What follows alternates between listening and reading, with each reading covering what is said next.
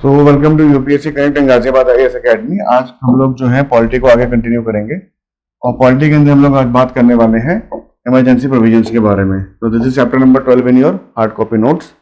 So let us start today's class. And सबसे important चीज तो ये है, इसके अंदर आज हम इमरजेंसी के बारे में बात करने वाले हैं।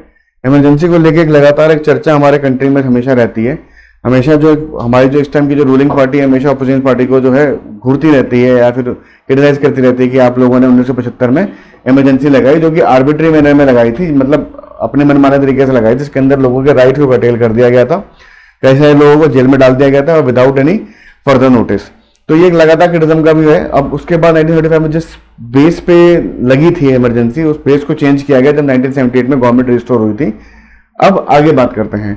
हमारे पास आर्टिकल 352 से 360 तक के आर्टिकल्स हैं जो कि इमरजेंसी के प्रोविजंस के बारे में बात करते हैं। यहाँ पर इमरजेंसी का मतलब होता है आपातकाल। तो article between 352 this are the emergency provisions of center. These are given to deal with exceptional circumstances like war और रिबेलियन। कहाँ बोला गया? दीज आर मतलब ये पावर्स तब हम लोग यूज कर सकते हैं जब हमारे कंट्री में या तो रिबेलियन हो गया। रिबेलियन मतलब क्या होता है? आर्म्ड स्ट्रगल या फिर एक्सेप्शनल सर्कमस्टांसेस या वॉर जैसी सिचुएशन हो गई हो। जब वॉर होती है तो हमें सर्टेन कोड ऑफ कंडक्ट को फॉलो करना पड़ता है। जैसे 1962 की वॉर हुई थी, तब भी हमने इमरजेंसी लगाई थी। ठीक है। The powers are influenced by the German constitution and they turn India in federal structure into unitary one without amendment to the constitution. क्या कह रहा है? जो भारत का जो संघीय ढांचा है, हमारे यहाँ है ना, सेंटर स्टेट का रिलेशन है। अभी कैसा है? सेंटर और स्टेट का रिलेशन है, ऐसे है। ठीक है। पर जैसे ही इमरजेंसी लगेगी ये सारा जो है यूनिटरी बन जाएगा और सेंटर जो है सबसे ज्यादा पावरफुल हो जाएगा, बट विदाउट अमेंडिंग और without changing the constitution of India. Clear है? Then after types of emergency की बात करते हैं। तो हमारे यहाँ तीन तरह की इमरजेंसी है। एक नेशनल इमरजेंसी है, एक कॉन्स्टिट्यूशनल इमरजेंसी है और तीसरी कौन सी है? फाइनेंशियल इमरजेंसी है। ठीक है। इसको तीनों को समझ लेते हैं। तो नेशनल इमरजेंसी की बात करते हैं। Article 352 talks about national emergency. This can be declared due to war, external aggression और एक्सटर्नल इमरजेंसी और armed rebellion, internal emergency. Fine. क्या चीजें बोली गई है? वॉर हो, एक्सटर्नल एग्रेशन हो कि कोई कंट्री हम पे हमला कर दे, जैसे कि पाकिस्तान के युद्ध के साथ, चाइना के युद्ध के साथ ये चीज हुई है, या फिर कोई इंटरनल रिबेलियन को इतना बड़ा हो जाए जिससे कि लॉ एंड ऑर्डर सिचुएशन को हैंडल करना मुश्किल हो जाए।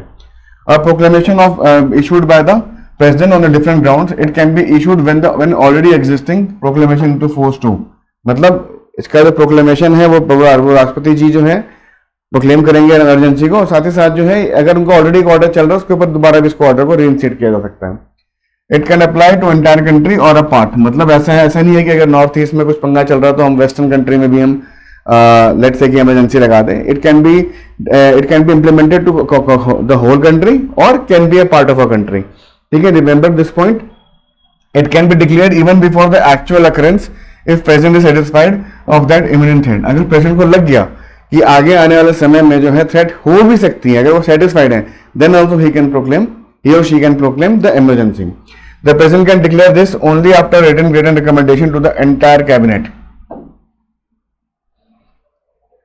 मतलब ये प्रेसिडेंट तभी करेंगे जब पूरी कैबिनेट में, कैबिनेट की बात कर रहा हूं मैं यहाँ पे, लोकसभा राज्यसभा के मेंबर्स की बात नहीं कर रहा हूं। तो कैबिनेट में कौन होता है? रूलिंग पार्टी के मिनिस्टर्स होते हैं। तो रूलिंग पार्टी किस तरीके से काम करती है? तो अगर पूरा बहुमत है तब इमरजेंसी लगानी आसान है, या मिली जुली सरकार है तब इमरजेंसी लगानी आसान है? हाँ, जब पूरा बहुमत है, जब फुल मेजॉरिटी है। तो ये चीज समझो, फुल मेजॉरिटी का एक और नेगेटिव एस्पेक्ट हो सकता है कि दैट गवर्नमेंट इफ अगर इंटेंशन खराब हुई तो that can change into a monarch for time being, for time being, क्योंकि इसके भी फर्दर रूल्स एंड रेगुलेशंस हैं। सर अगेन कोई बहुमत है, इसका मतलब हाँ, लोगों ने उनको इंटेंशनली चुना है। तो सिंपल सी बात है, but that can be a criticism also.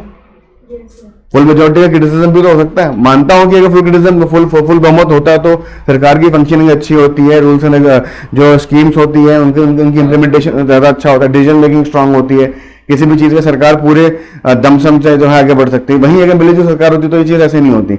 Let us से कि हमने 370 हटाना था और हमारी सरकार बहुमत वो जो होती मिली जुली सरकार होती। अगर एनडीए, अभी भी हम लोग एनडीए की गवर्नमेंट के अंदर है, लेट से एनडीए के अंदर अभी भी हमारे पार्टनर्स हैं, बट एनडीए के अंदर बीजेपी का वोट शेयर अकेला इतना ज्यादा है कि वो अगर अलायंस टूटता भी है then in that case also government can retain. इसी वजह से जो बहुत बड़े बड़े फैसले लिए गए वो इस बेस पे लिए गए। तो अब उन फैसलों का क्या हो रहा है, क्या इम्प्लीमेंटेशन है, क्या प्रो है, क्या कौन है, वो तो हम लगातार टाइम के साथ इवेल्युएट कर ही रहे हैं. A proclamation can be subject to judicial review. That means proclamation जो ऑफ इमरजेंसी है ये भी जुडिशियल रिव्यू, मतलब जुडिशियल ओपिनियन के बाहर नहीं है, मतलब judiciary can intervene. Fine. Proclamation must be approved by both houses within 1 month of special majority. This extends the life emergency by 6 months at a time and that can be done infinite times. मतलब अगर proclamation कर दिया है cabinet minister से बात करके, proclamation of emergency लगा दी गई है, तो इस इमरजेंसी के प्रोक्लेमेशन को दोनों हाउसेस में, that is Lok Sabha and the Rajya Sabha, दोनों के अंदर स्पेशल मेजोरिटी से पास होना जरूरी है. जैसे ये दोनों ही लोकसभा राज्यसभा में स्पेशल मेजोरिटी से पास हो जाता है, इन दैट केस जो प्रोक्लेमेशन ऑफ इमरजेंसी उसकी लाइफ 6 महीने बढ़ जाती है. साथ ही साथ ये प्रोसीजर बार बार रिपीट किया जा सकता है इनफाइनाइट टाइम्स में. इसमें टाइम पे कोई कैपिंग नहीं है कि इमरजेंसी है, वॉर सिचुएशन है, हमें नहीं पता. जब रशिया यूक्रेन का वॉर शुरू हुआ तो लोगों को लगता था कि 1 हफ्ता 10 दिन में खत्म हो जाएगा, but it is still going on 170 days today. Apart from this thing, अगर मैं बात करूं इंडिया चाइना का जब वॉर हुआ था 1962 में, तो लगा था बहुत लंबा चलेगा, बट 20 अक्टूबर शुरू होकर 20 नवंबर खत्म कर दिया था. उन लोगों ने खुद ही जो है सीज फायर कर दिया था. तो ये सब चीजें क्या है, इसलिए यहाँ पे बात बोली गई कि this can be done infinite time, क्योंकि बार बार 6 महीने पे हमें इमरजेंसी, जब भी इमरजेंसी लगेगी 6 महीने पे हमें उसे रिव्यू करना पड़ता है, उसकी प्रेजेंट सिचुएशन क्या है. उसमें फिर अब जब लोकसभा राज्यसभा में जाएगा तो बहस तो होगी, लोग साथ भी लेंगे, लोग पीछे भी हटेंगे, इसके अंदर अपने मत को रखेंगे, उसके बाद वोटिंग होती है. तो ये प्रोसीजर आप लोगों को पता होना चाहिए. If Lok Sabha dissolve then approval of proclamation of extension its life can be done by Rajya Sabha. अगर इन केस उस 6 महीने के अंदर लोकसभा डिसॉल्व हो जाती है, मतलब लोकसभा डिसॉल्व हो जाती है, इलेक्शन अनाउंस हो जाते हैं, लेट्स से कि 2024 के इलेक्शन जस्ट पहले ऐसा कुछ होता है, इमरजेंसी लगानी पड़ जाती है, तो उस केस में राज्यसभा जो है उसको रिव्यू करेगी. Fine. The proclamation survive 30 days after the first sitting of duly reconstituted Lok Sabha. अच्छा, पहले प्रोसीजर क्या, पॉइंट क्या कह रहा है कि पहले लोकसभा डिसॉल्व हो गई है, राज्यसभा ने रिव्यू करके उसे एक्सटेंड कर दिया है. ये एक्सटेंशन तब तक चलेगा जब तक नई गवर्नमेंट इंस्टॉल नहीं हो जाएगी, और नई गवर्नमेंट इंस्टॉल होने के 30 दिन बाद तक ये चलेगा. फिर 30 दिन के बाद we can repeat this procedure, ऊपर वाला. Fine. The proclamation can be revoked by president any time. This doesn't need parliament ratification. अच्छा, जब प्रोक्लेमेशन देना है तब जो है राष्ट्रपति के पास दोनों हाउसेस की परमिशन होनी चाहिए, बट जब हटाना है तो उनको किसी की जरूरत नहीं है. Fine. Also, Lok Sabha can force a revocation by disapproving the simple majority. Thus, Rajya Sabha has no role in revocation. Revocation के अंदर जब हम इमरजेंसी को जब प्रोक्लेम करना है तब राज्यसभा का रोल है, बट जब इसका उल्टा है, जब इसको रिवोक करना है तो लोकसभा का, राज्यसभा का कोई रोल नहीं है. क्योंकि लोकसभा में क्या कर सकते हैं, लोकसभा में छोटा सा एक बिल लाया जाएगा, उसको जो अगर सिंपल मेजोरिटी से पास कर दिया जाएगा तो इमरजेंसी स्टैंड्स कैंसिल, और वहां पर राज्यसभा का कोई रोल नहीं है. बट एक रोल देखा आपने इंपॉर्टेंट, अगर लोकसभा डिसॉल्व होगी तो राज्यसभा विल टेक केयर. ऐसा क्यों है, क्योंकि Rajya Sabha is non dissolving body. Rajya Sabha हमेशा ही परमानेंट बॉडी है. ठीक है. Okay. Effects of national emergency. Centre can issue executive directions to the states on any matter however the states government are not suspended. Centre के पास इतनी पावर आ जाती है, जैसे कि मैंने बताया कि फेडरल स्ट्रक्चर इमरजेंसी लगते ही, नेशनल इमरजेंसी लगते ही जो है फेडरल स्ट्रक्चर जो है आपका वो यूनिटरी में कन्वर्ट हो जाएगा. दोनों में डिफरेंस क्या है? फेडरल का मतलब मैंने समझाया था, ठीक है, स्टेट है, सेंटर स्टेट का रिलेशन है, और ये बाई डायरेक्शन रहता है. ठीक है, by direction in terms of subject मतलब in terms of sharing the resources, but कई बार ऐसे भी रहता है, कई बार ऐसे भी रहता है, जिसके इसकी जुरिडिक्शन है, बट ये पूरा सिस्टम ऐसे चला जाएगा सीधा. इसका मतलब ये है कि यूनिटरी हो जाएगा, यूनिटरी के अंदर पावर जो है एक के पास कंसोलिडेट हो जाएगी. ठीक है. नाउ अच्छा, एक और चीज, हालांकि ये बात सही है कि जो पावर जो स्टेट जो एग्जीक्यूटिव ऑर्डर्स पास कर सकता है सेंटर जो है, बट स्टेट में जो गवर्नमेंट है वो वैसे की वैसी ही रहेंगी. स्टेट गवर्नमेंट को डिसॉल्व नहीं किया जाएगा, किसी भी केस में सस्पेंड नहीं किया जाएगा. तो एग्जीक्यूटिव डायरेक्शंस क्या होते हैं? दैट इज पुलिस कंट्रोल चला जाएगा हाथ के अंदर. कई सारे स्टेट सब्जेक्ट जो डायरेक्टली जो उनके हाथ में चले जाएंगे, सारा एग्जीक्यूटिव एक्शन जो है सेंटर के हाथ में चला जाएगा. मतलब centre will manage the state, but state government will be there, but suspend नहीं होगी, वो एक तरीके से स्लीपिंग मोड में चली जाएगी. Fine. Now parliament can make laws on the matter in the state list. जैसा कि मैंने बताया कि स्टेट लिस्ट में हमारे 3 लिस्ट होती है, state list, central list and concurrent list. Central list पे जो सब्जेक्ट्स होते हैं वो सेंटर मैनेज करता है, स्टेट मैनेज करता है, कंकरेंट में दोनों मिलकर मैनेज करते हैं. If the parliament isn't in session, president can pass ordinance on state list matter. मतलब जब पार्लियामेंट सेशन में नहीं है तो राष्ट्रपति साहब जो हैं ऑर्डिनेंस पास करके जो है स्टेटलेस मैटर्स पे काम कर सकते हैं ना। What are ordinances? Ordinances are small executive orders, इसकी लाइफ बहुत कम होती है, ठीक है। President can also confer power and duties on centre and is authority to carry on the task under the extended jurisdiction. Parliament के अंदर क्या है, पार्लियामेंट के पास पावर ये भी है कि वो किसी एक बॉडी को जो है एडिशनल जुरिसडिक्शन देके मैनेज करने के लिए उसको इंस्टॉल कर सकती है, ठीक है। समझ लो इसका पॉइंट, इस पॉइंट का मतलब यहाँ पढ़ो। Parliament can also confer powers and duties on centre, मतलब पार्लियामेंट जो है सेंटर के ऊपर सारी रिस्पॉन्सिबिलिटी डाल सकती है। फिर सेंटर क्या करती है, किसी न किसी बॉडी को कंट्रोल करके, जो कंट्रोल ऑलरेडी कर रही है, उसको एडिशनल जुरिसडिक्शन दे सकती है। एडिशनल जुरिसडिक्शन का मतलब क्या है, आप इनको पुलिस के टर्म में समझिए। सपोज कीजिए कि ये हमारा थाना क्षेत्र है, तो पहले पूरा थाना क्षेत्र जो होता था इंदिरापुरम में आता था। रिसेंटली इसको कट करके जो है कौशंबी का अलग कर दिया गया, इसमें वैशाली वाला पार्ट चला गया। अब सपोज करो कि यहाँ की जो पुलिस व्यवस्था है वो नया नया इंस्टॉल हुआ, ढंग से काम नहीं कर पा रही, तो एसएसपी साहब क्या कर सकते हैं, डीआईजी साहब क्या कर सकते हैं कि एडिशनल जुरिसडिक्शन दे दिया यहाँ इंदिरापुरम वाले थानेदार साहब को, तो वो पूरा पूरा फिर से मैनेज कर रहे हैं। जब तक ये चीज इंस्टॉल होगी तब जुरिसडिक्शन उनकी काट दी जाएगी। समझ रहे हो एडिशनल जुरिसडिक्शन देने का मतलब, ठीक है। Such legislative action become imperative within 6 months of the emergency ceasing to operate। मतलब ये यहाँ पे जो हमने एडिशनल पावर दी, एडिशनल जुरिसडिक्शन दिया, वो 6 महीने तक ही चलेगा, उसके बाद वो इनऑपरेटिव हो जाएगा after the revocation of emergency. Confusion है, पढ़ो इस पॉइंट को एक बार फिर से बात करते हैं इस पे, आ गया समझ, ठीक है। ये लॉज जो है स्टेट पे भी लग सकती है, जिन पे इमरजेंसी इंप्लीमेंटेड नहीं है। साथ ही साथ प्रेसिडेंट के पास जो है और भी पावर्स होते हैं कि फाइनेंशियल डिस्ट्रीब्यूशन का वो मॉडिफाई कर सकते हैं for that particular financial year जिसके अंदर इमरजेंसी लगी है, ठीक है, क्योंकि सेंटर ही फंड करेगा उस टाइम पे, ठीक है। तो यहाँ पे चेंजेस होने चाहिए। अच्छा, ये जितने भी ऑर्डर्स होंगे फाइनेंशियल को चेंज करने के लिए, इसको पार्लियामेंट के आगे रखना पड़ेगा, पार्लियामेंट में डिस्कस कराना पड़ेगा, ठीक है। Anything which is being laid in front of parliament that is put on discussion. Parliament by law can extend the term of Lok Sabha and State Legislative Assembly by 1 year any number of time।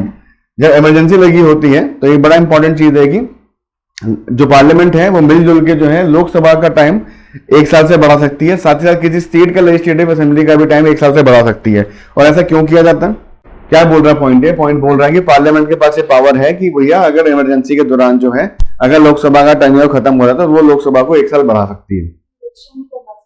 नहीं, election तो करवा सकते, election तो हो ही जाएगा। Instability होगी और नया एडमिनिस्ट्रेशन जो आएगा, इंस्टेबिलिटी इन सब वो टेक ओवर करने में, चीजों को समझने में हो सकता है कि इमरजेंसी सिचुएशन वॉर चल रही है, मुझसे उसी दौरान वॉर हार दें, तो इस चीज को बचने के लिए इस तरह का प्रोविजन दिया गया है। और ये भी एन नंबर ऑफ टाइम हो सकता है, इनफाइनाइट नंबर ऑफ टाइम हो सकता है। क्लियर है? This become इनऑपरेबल by the end of 6 months of emergency ending. अच्छा, ये जो प्रोविजन है ये भी 6 महीने में खत्म हो जाएगा as soon as emergency revoke होगी। फाइन। अब समझो कि 3 महीने ही जो है, 1 साल एक्सटेंड कर दिया, 3 महीने जो है सरकार चल रही है, 3 महीने में जो है खत्म हो गया मामला, उसको तो 1 साल का एक्सटेंशन मिला हुआ है, तो वो सरकार फिर इस 3 महीने के 6 महीने बाद 9वें महीने में खत्म हो जाएगी। आपको इलेक्शंस कराने पड़ेंगे according to rule. Under article 358 all fundamental rights under article 19 that is right to freedom are automatic suspended when proclamation of national emergency on external grounds is declared. This action applies to whole country, not a part of it. अगर हम article 358 की बात करते हैं तो article 358 क्या करते हैं, नेशनल इमरजेंसी के दौरान आपके जो फंडामेंटल राइट्स है जो कि स्ट्राइन है आर्टिकल 19 के अंदर, that is freedom of right to freedom, तो वो कर्टेल हो जाएगा फॉर टाइम बिंग, और ये पूरे कंट्री में इकट्ठा एप्लीकेबल होगा। क्यों? अब गुजरात में इमरजेंसी लगी हुई है, कोई बंदा मध्य प्रदेश से कोई बात कह रहा है जिसकी वजह से प्रोवोकेटेड हो, तो ये चीज जो होगी वहां पे भी इंप्लीमेंटेड होगी। Any law that can be passed that violates these rights, but not other such law can't be invalidated in emergency provision is operative. Any action as per the law remains judicial remedy. अच्छा, कोई भी law यहाँ पास हुआ है उसको उसके ऊपर judicial remedy का कंसेप्ट है, but after the emergency, not during the emergency. ठीक है, आप उनको जुडिशियली रिव्यू करा सकते हैं। Under article 359 the presidential order can be pass just allowing the people from seeking judicial remedy to enforce in fundamental rights, that is article 1432 that are specified in that order except article 20 और 21। सारे article suspend हो जाएंगे article 20 और 21 को छोड़ के।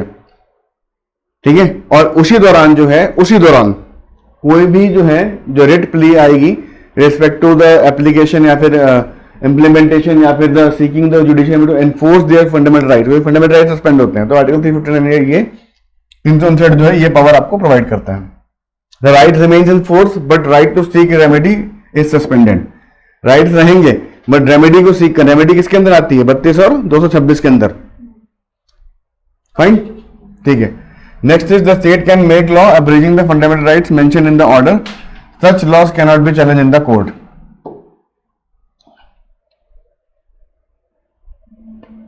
The executive action under such laws is protected. The presidential order has to be approved by both of the houses. ठीक है। Article 15 is available even during the national emergency on the armed rebellion. The presidential can the country whole part. What is this? 3 point क्या है जरा बताओ। President rule को समझते हैं, बहुत बारे वर्ड हमारे सामने आता है। इवन जब हम लोगों ने, अगर आप लोगों को याद हो, जब हम लोगों ने 370 को हटाया तब भी उस टाइम पे जम्मू एंड कश्मीर में प्रेसिडेंट रूल ही एप्लीकेबल था।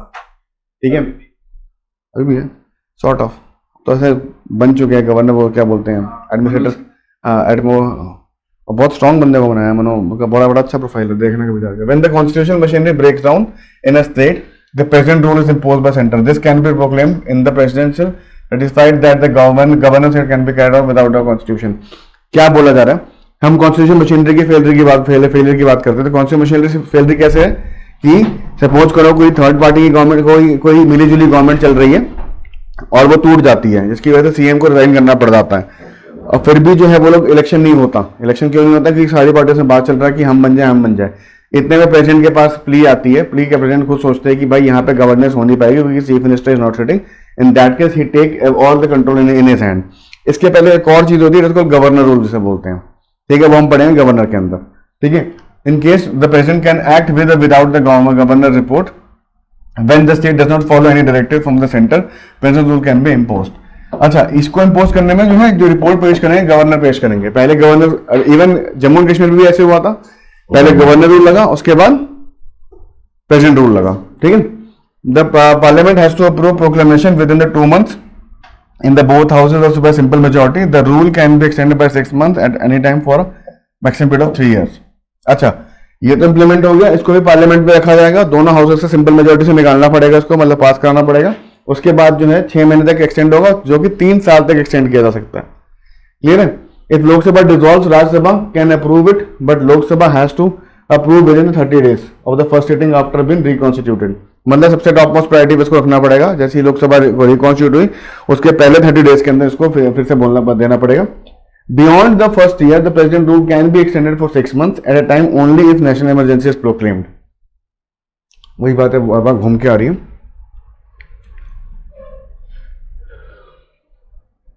अच्छा, ये प्रेसिडेंट का जो प्रोक्लेमेशन है वो प्रेसिडेंट किसी भी टाइम रिवोक कर सकते हैं और इसके लिए पार्लियामेंट की अप्रूवल की जरूरत नहीं होती है।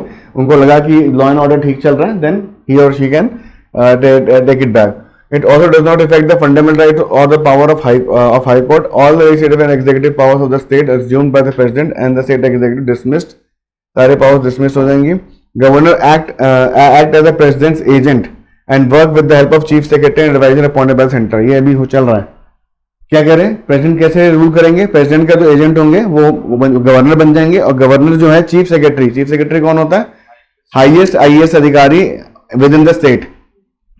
सबसे टॉप मोस्ट जो रैंक होती है किसी आईएएस अधिकारी की, चीफ सेक्रेटरी की होती है, वैसी सेंटर में कैबिनेट सेक्रेटरी की रैंक हो जाती हो। ठीक है, parliament can assume legislative powers with itself to delegate the president और other authority can make laws on the state list for that particular state. मतलब पार्लियामेंट जो है, पार्लियामेंट भी बना सकती है, किसी अथॉरिटी को डेलीगेट भी कर सकती है अपनी पावर्स, जिसके थ्रू वो काम कर सके। President can issue ordinance on state list matter, make expenditure. मतलब वही वाला पार्ट आ गया जो सेंटर में पहले किया था कि फाइनेंशियल रिलेशंस को भी जो है, फाइनेंशियल को भी जो है आगे पीछे किया सकता है for particular that financial year only. Okay, कुछ मिशनरीज चीजें। Federal government according to Bryce एक पॉलिटिकल थिंकर है, कहते थे कि weak government because it involves division of power. Every modern federation however has sought to avoid this weakness by providing for assumption of larger power and federal government while not needed। You can just additional credit from your not needed। yes, this is important। अब देखते हैं कि हम लोगों ने कब कब जो है किसी तरह की हमने फाइनेंशियल या किसी तरह की नेशनल या फिर हम लोगों ने इमरजेंसीज को इंप्लीमेंट किया है।